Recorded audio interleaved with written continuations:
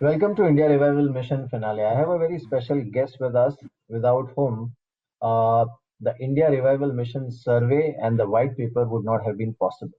I have with us somebody who chairs Institute for Competitiveness in India, Mr. Amit Kapoor. Sir, thank you so much for joining us, and it's a pleasure having you on. In fact, it's a pleasure being your partner on India Revival Mission, and without you, it would not have been possible. So, congratulations, and thank you so much for being part of this journey. Thank you, Mihir. It has been an honor and a pleasure to work with Times Now on this very, very important mission at this very important juncture. Anything that we could have done better, we would like to learn from you, but it's been an honor working with you on this. Absolutely. I will talk about some key recommendations, Amit, because while obviously the report has and the white paper has a long-term, I would say, roadmap in mind for India to sustain on its growth trajectory.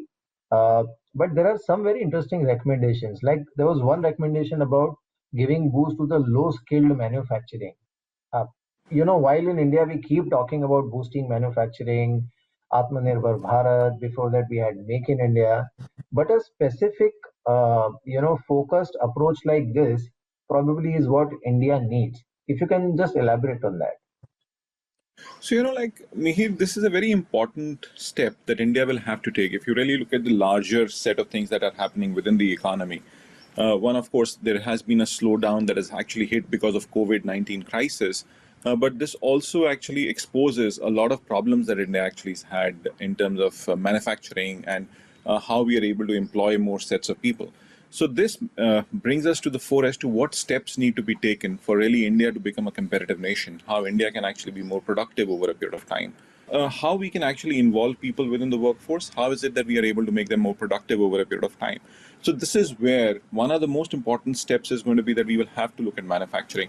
Of course, when you talk about evolution of any economy for that matter, we will be driven from being a factor driven to an efficiency driven or to a innovation driven economy, or what you would actually call from a very traditional point of view, that we will always have what you would call as, say, agriculture driven, and then you'll want to move to manufacturing. But what kind of manufacturing is going to be a very important question for us to answer.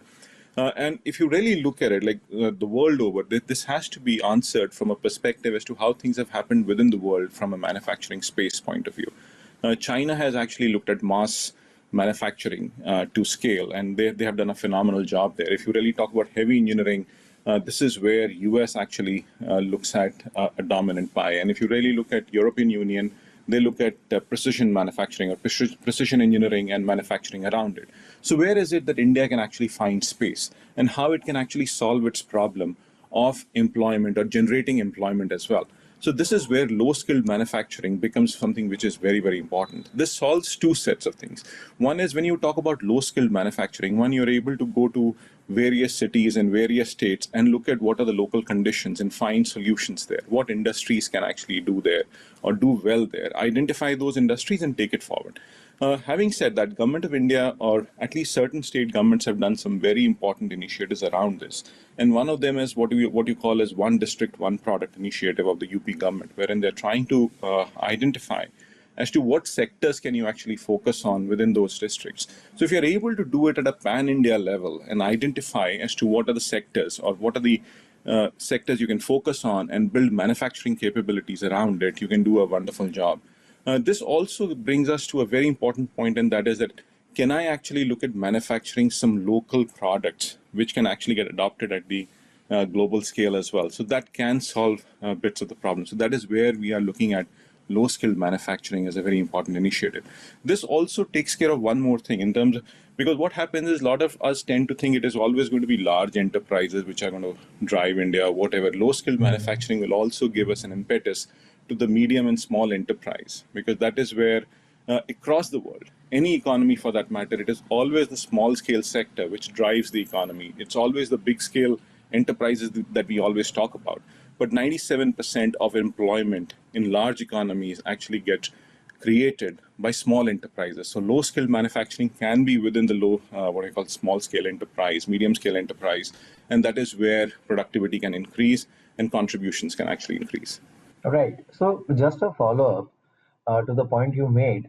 Obviously there has been a lot of enthusiasm about, let's say, Apple considering manufacturing on large scale in India, or Tesla coming to India probably this year, and a lot of other, in defense we have seen actually so many people who are interested in floating those large scale greenfield field plants in India or assembly lines.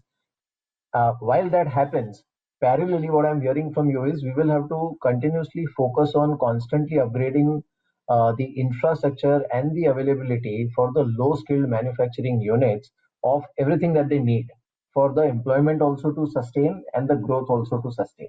For the large enterprises, they would always come in that they are an important peg in terms of creating an ecosystem of manufacturing. If you really talk about Apple for that matter, or if you talk about Tesla or any automotive manufacturing or any computer manufacturing, they would always use some very strong automated process and really put scale up there. But what matters here is just not about Tesla, but what matters is like how Tesla creates an ancillary ecosystem that actually happens. So any automotive unit, if you really look at it, whether it is Mercedes or BMW or whatever, they will actually have a huge ancillary units that will actually come up around it. They are the large, what you call medium and small enterprises that actually happen. That is where a lot of employment gets generated. In the large factories, it is always going to be automation which actually drives it. So if you really look at this space in terms of like how the answer is going to build up or how economy is going to build up is that these clusters will actually happen, and that is where productivity will increase. But having said that, the important peg here is that if you really look at the kind of challenges that enterprises face in India, it is more from a regulatory point of view or the transportation point of view. So there are a couple of things which I feel if we are able to improve those, and government is effectively taking a lot of steps. Like a lot of enterprises, if you really look at it, feel that there is a lot of burden in terms of compliances. So, or the cost of doing business could actually be very high. So, how do we reduce that cost of doing business? One of the simple things of cost of doing business is a lot of people will always say, oh, it is regulation which is cost of doing business. No, it is about infrastructure. It is about movement of goods. Eventually, to really make any business successful or anything successful, it is all about movement of people, goods, and capital. And data in the present context. So if I'm able to move those things in a very effective way, that means, yes, I am actually going to be productive. So that is what we really need to focus on. And in that case, infrastructure becomes a very critical piece. Even today, for that matter, movement of goods is so slow in India because the cost of movement of goods from, say, Bihar to one of the closest ports can actually be very, very high. So how do we build that infrastructure and get those things right? How do we actually create infrastructure for, say, electricity has improved so significantly in the past few years, but now the question is going to be quality of electricity if I'm able to take it forward. So if I'm able to manage those issues, the scale up is going to be phenomenal.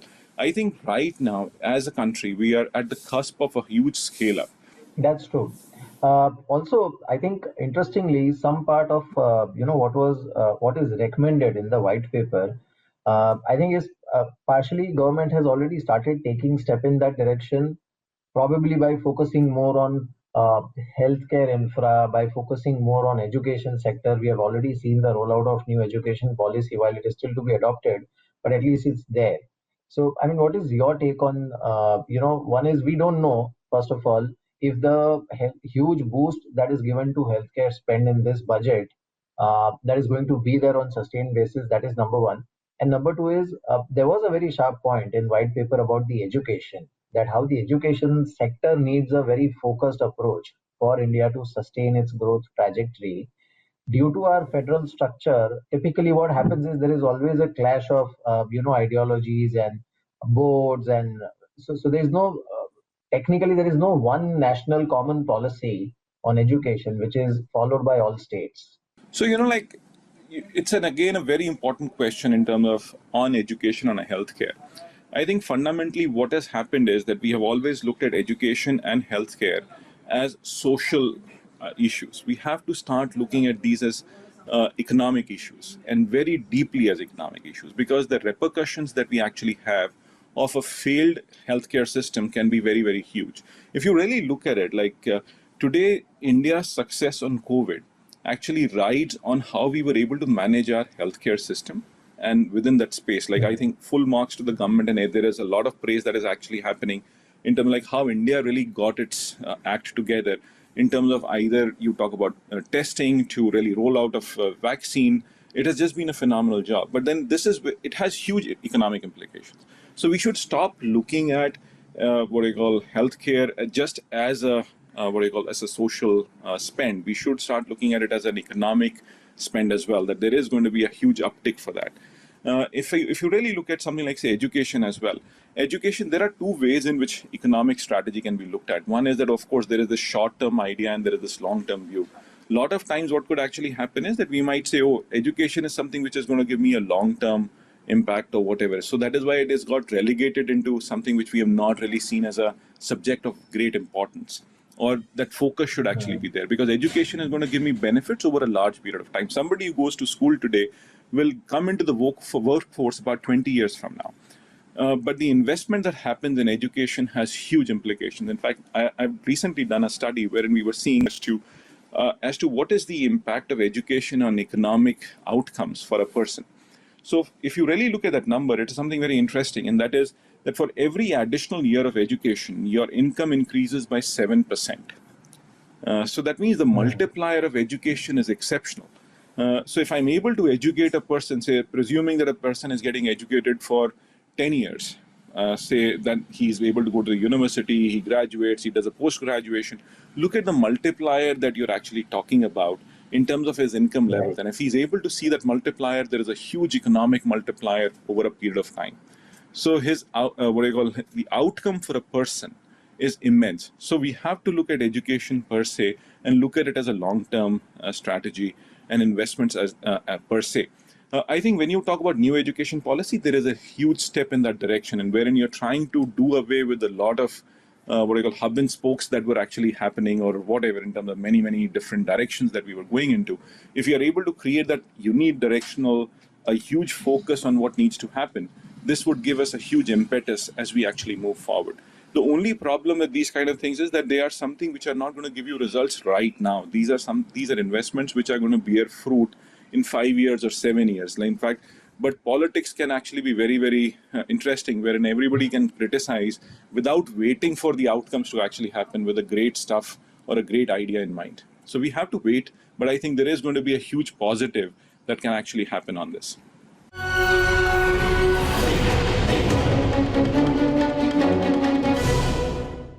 In fact, I mean, like someone has mentioned that India has too much of democracy. In a lot of these areas, you actually get a sense of something like that. One No, more no, part about the white paper. Yeah, go ahead, go I ahead. You don't were saying think India. something. I think if you're quoting that, I must say that it was not that India has too much democracy. I think we need that. I think India needs democracy. India's resilience is democracy. It's ideas that get discussed, and it is exceedingly important. I think a lot of times, if a lot of people can just go out and say that things are not happening, but it is the institutions of democracy in India which have actually kept this country where it is, and in a very positive light. So all institutions work. I think there can be criticism of sorts, but we need to be actually just mindful. I think I respect our processes so much in terms of, like, whether you talk about judiciary to the executive to the government, everything just functions the right way. In fact, you are one of the strongest pillars when you say media. Are we saying that it is too Yeah. much, or? But I think media does its No, job not and at it is all. very Not, that's important. why I didn't quote the person. Not at all. But coming back to the white paper, uh, you know, now what happens next? Because obviously it has a set of recommendations. Like the finance minister also mentioned that they are going to take it very seriously. They'll take it forward, and they'll consider minutely what all can be implemented. Now, if we look at different case studies in this part of the world or geography, uh, there are some success stories which are already there. Like the report itself mentions about the low skilled manufacturing and how it has transformed the whole manufacturing sector in China, or let's say Vietnam, or even Bangladesh for that matter, in certain sectors. So what are the key takeaways from these success stories for India which can be quickly effectively adopted and rolled out or implemented? I think, like, some of the clear things that India can do is, like, one is identification of sectors. There are two or three sectors which become very quickly we can actually go there and start manufacturing. Say apparels for that matter. Like the Bangladesh story is actually an apparel story. In terms of, like, how they were able to look at low skilled manufacturing, but they were able to scale up. So the idea is that can we scale up and scale up very quickly. So we have to move into that direction. So there are those possibilities for India. In fact, there are so many things that happen in India. In fact, the local products. In fact, if you talk about handicrafts per se, I'm a very big what I call believer that Indian handicrafts can actually be so well adopted across the world. But that is also skill, Hmm. usage of skills. That is also about manufacturing, and you can take it there. Apparels actually being other one. If you talk about say precision engineering of certain sorts, that is something that can actually happen, and you can start creating products around it. So that is what we need to focus on. And if we really look at it, if I'm able to exploit that, I'm able to extract better value for my products as well. So that could be a huge multiplier. In fact, the skill levels that Indians have today is exceptional. But the problem that we have had is that we have not known how to get the best out of that skill level, or how to exploit it, or how to extract value from those.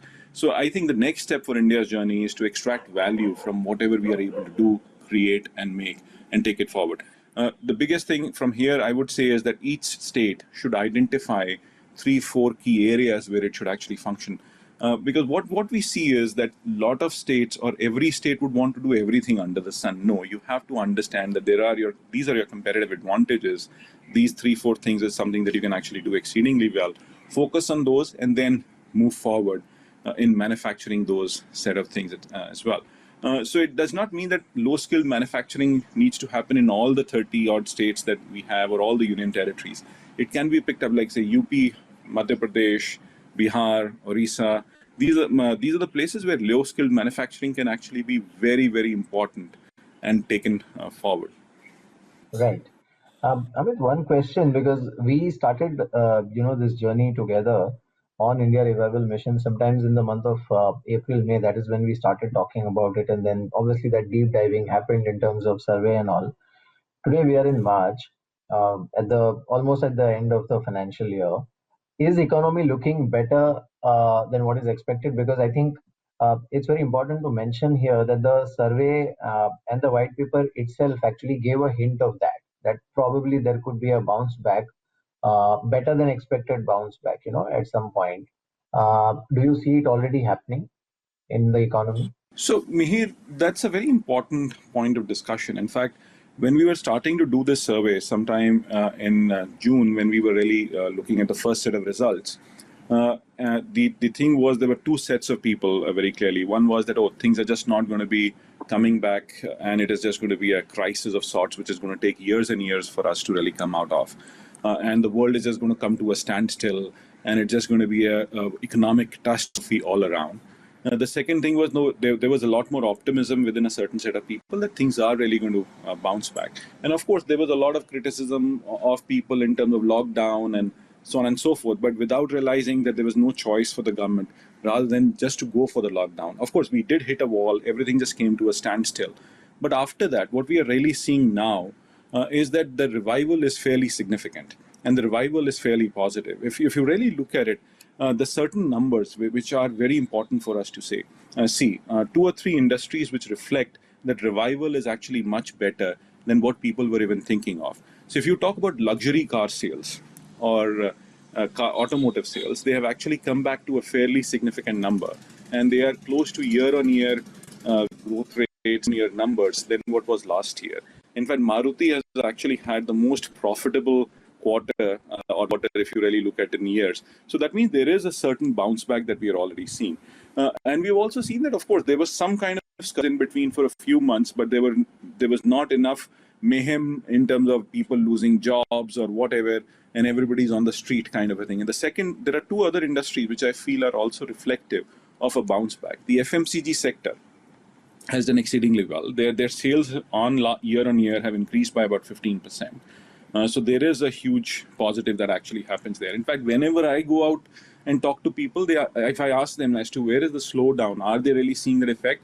At least they're saying, oh no, there is absolutely no effect. Whether I'm talking to people within the villages or if I'm talking to people within the cities, they're not saying that it is actually just a brutal effect or whatever that they're seeing. And I think they're much more happier having contributed in terms of a successful lockdown and probably coming out of this crisis in a better way. But another industry which actually reflects that the effect is not so stringent and the revival is fairly well there. In fact, the largest jewelry chain in the country, if you really look at their sales, they are close to about 5 to 10% of the previous year's scales at this point in time. So that means that's a very important thing that has happened. And of course, we should remember that those stores were closed for at least minimum of 3 months before they really opened up.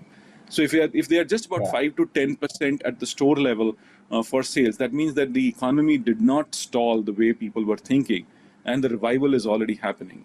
And so there is, and the mood is also on an upswing, and we are seeing that things are opening up, and this would just be a positive thing. So of course, it is a blip. It's a significant blip in terms of the slowdown and things.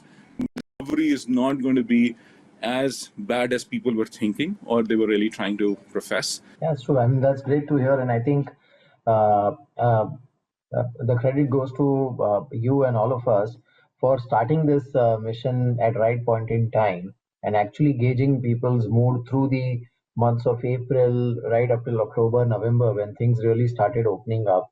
So I think, I mean, let's hope that India actually recovers firmly. And like most of the predictions are saying, we end up becoming the fastest growing economy for next couple of years. Because if that happens, then I think the road ahead and their journey to 5 trillion could be slightly more smoother than what anticipated. Oh, without a doubt. I think India's journey from now onwards, from my point of view, is going to be positive itself. It's not that we are going to hit any kind of a wall. The only thing is that that $5 trillion idea has taken a little slight setback because of this 1 year of blockade or whatever. Yeah, But 5 trillion, it will happen. The question is just going to be that you might miss that target by about 12 months, but you need to remember that what we saw in the past year was the first closure of economies across the world after the Great Depression, or just around the period of the Great Depression. So what you saw at the Spanish flu, the two world wars, that was the worst period the world saw, and this was very close to that in terms of economic impact. yeah, So what we are seeing is going to be huge revival. But we must not forget, like what you saw after Spanish flu was what you called as a roaring 20s. And I am convinced in correct. my mind that we are sitting at the cusp of roaring 20s for India at this point in time. If we just get our act together, as you said, education, healthcare, long-term focus on, say, low-skill manufacturing, and extracting value for what we are doing, we will be able to really achieve for what we are destined as or for as a nation. Right. Amit, thank you so much for joining us on this discussion, and we look forward to much more collaborative work of similar nature. Thank you so much.